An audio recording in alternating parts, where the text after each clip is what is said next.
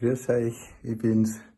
Möchte euch gern ein bisschen die Geschichte erzählen, wie es denn dazu gekommen ist, warum haben wir den Hand-in-Hand-Song, der auf Bayerisch schon so schön ist, auf Englisch gemacht. Und ja, wie das Leben so spielt, du hast eine Idee oder einen Gedanken und das Leben meint's aber anders. Also kannst du eigentlich machen, was du willst, weil es geht in die Richtung, die dann das Leben sagt, so soll es laufen. Folgendermaßen war das. Ähm, Durch Corona natürlich, so diese ersten Tage oder sowas, was geheißen hat, so, jetzt ist dicht, jetzt geht keiner mehr auf die Bühne, jetzt gehen keine Workshops mehr, jetzt geht gar nichts mehr. War, glaube ich, uns Künstler alle klar, die ein bisschen hingeschaut haben oder sowas, dass das nicht bloß 14 Tage dauert, sondern dass es ein langer Prozess wird. Und dann sitzt du erst einmal 3 Tage blöd da und schaust und überlegst und denkst dir, puh, wie soll das werden? Und so weiter. Und dann, nach diesen 3 Tagen, denkst du halt natürlich auch, so wie es sein soll. Und ich hoffe auch, dass das ja jeder irgendwo so auf dem Schirm gehabt hat, was habe ich denn schon lange vorgehabt? Welche Projekte habe ich geschoben, weil ich keine Zeit gehabt habe oder sonst irgendwas und so. Habe mir gedacht, okay, das erste war mal unser YouTube-Kanal, den einmal sauber zu machen und die bestehenden Videos mit Untertitel zum Versetzen.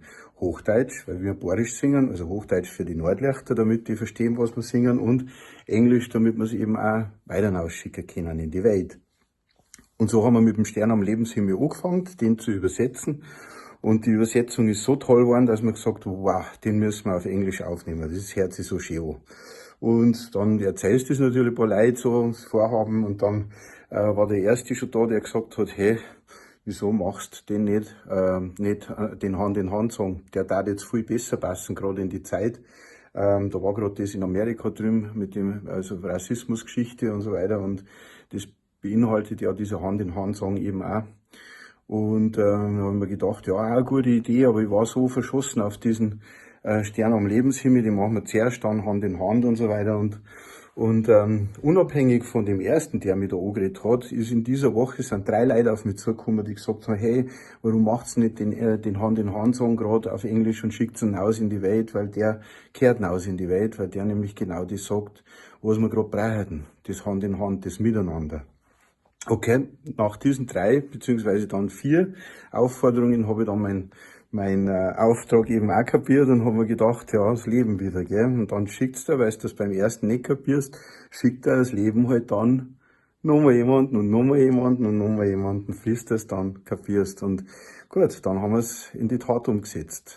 Hand in Hand, Earth People, neu aufgelegt, neu aufgenommen mit Klavier, Cello und Dudelsack. Und das ist einfach total schön geworden, weil auch die Kombination Jodeln und Dudelsack unglaublich genial ist. Also, wen es jetzt interessiert, der schaut rein in die Download-Streams. Da kannst du nämlich dann auch schauen, wer hat was gemacht, wer die Übersetzung gemacht hat, wer da dabei war.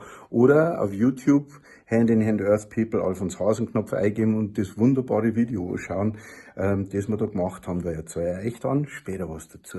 Also Servus, schaut es euch an und bitteschön teilt es, weil das kehrt wirklich in die Welt hinaus. Wir haben so viele Botschaften da drin, die gerade ganz, ganz wichtig sind. Servus von Herzen.